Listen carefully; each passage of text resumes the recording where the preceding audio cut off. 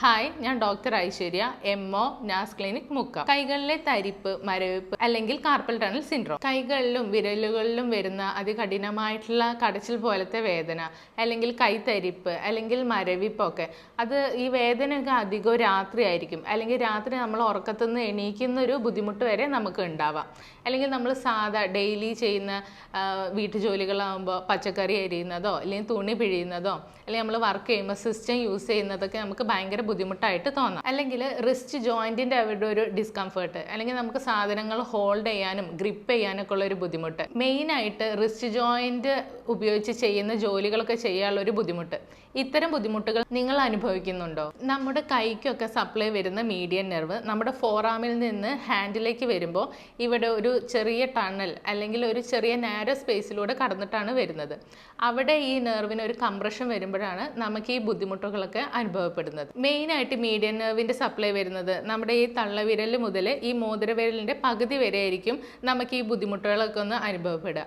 ഇനി എന്തൊക്കെ കണ്ടീഷൻസിലാണ് ഈ കാർപ്പൽ ടണൽ സിൻഡ്രോം ഉണ്ടാകുന്നതെന്ന് നോക്കാം. റിപ്പീറ്റഡ് ആയിട്ട് നമ്മുടെ റിസ്റ്റ് ജോയിൻ്റ് അവിടെ വരുന്ന മൂവ്മെൻറ്റ്സ് ഉള്ള ജോലികൾ, ഇപ്പം എക്സാമ്പിൾ പറയുകയാണെങ്കിൽ നമ്മൾ വീട്ടുജോലികൾ ചെയ്യുമ്പോൾ ഇങ്ങനെ പച്ചക്കറി അരിയുക, അല്ലെങ്കിൽ തുണി പിഴിയുക, അല്ലെങ്കിൽ നമ്മൾ മുറ്റമടിക്കുക, അതൊക്കെ ചെയ്യുമ്പോൾ റിപ്പീറ്റഡ് ആയിട്ട് ചെയ്യുമ്പോൾ ഈ ഒരു ബുദ്ധിമുട്ട് കണ്ടുവരാറുണ്ട്.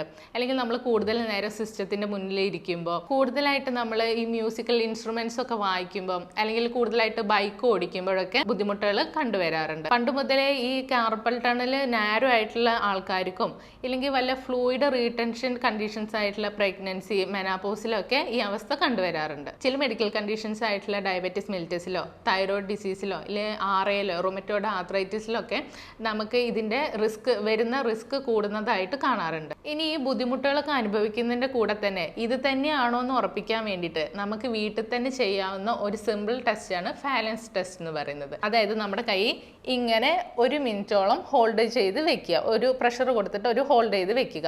അപ്പം നമുക്ക് ഈ കൈക്ക് വേദനയോ മരവിപ്പോ ഇല്ലെങ്കിൽ അതികഠിനമായിട്ടുള്ള വേദനയൊക്കെ അനുഭവപ്പെടുകയാണെങ്കിൽ നമുക്ക് കാർപ്പൽ ടണൽ സിൻഡ്രോം ആണെന്ന് അനുമാനിക്കാം. കൂടാതെ നമുക്ക് EMG, ഇലക്ട്രോമയോഗ്രഫി അല്ലെങ്കിൽ നെർവ് കണ്ടീഷൻ സ്റ്റഡീസ് വഴിയും നമുക്ക് കാർപ്പൽ ടണൽ സിൻഡ്രോം തന്നെയാണോ എന്ന് കണ്ടുപിടിക്കാം. ഇതിൻ്റെ ഒരു മാനേജ്മെന്റ് എന്ന രീതിക്ക് നമുക്ക് വീട്ടിൽ തന്നെ ചെയ്യാൻ പറ്റുന്ന ഒരു കാര്യമാണ് നമ്മുടെ റിസ്റ്റിൻ്റെ ഈ മൂവ്മെൻറ്റ്സും അല്ലെങ്കിൽ അവിടെ വരുന്ന പ്രഷറൊക്കെ കുറയ്ക്കാൻ വേണ്ടിയിട്ട് നൈറ്റ് നമ്മൾ കിടക്കുന്ന ടൈമിൽ സ്പ്ലിൻറ്റ് യൂസ് ചെയ്യാം.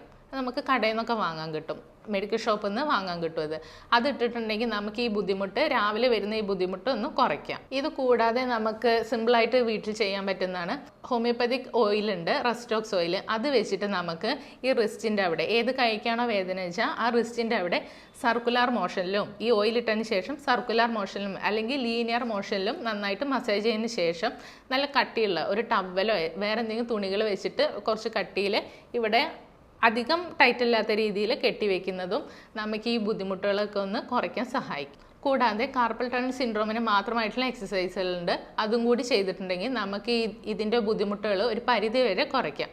കൂടാതെ ഹോമിയോപ്പതിയിൽ നമുക്കിപ്പോൾ കാർപ്പൽ ടണൽ സിൻഡ്രോം ഇപ്പോൾ അക്യൂട്ടായിട്ടാണോ അതോ സിവിയർ ആയിട്ടാണെങ്കിലും നമുക്ക് ഓപ്പറേഷൻ കൂടാതെ മെഡിസിൻസ് വെച്ചിട്ട് തന്നെ മാറ്റിയെടുക്കാം.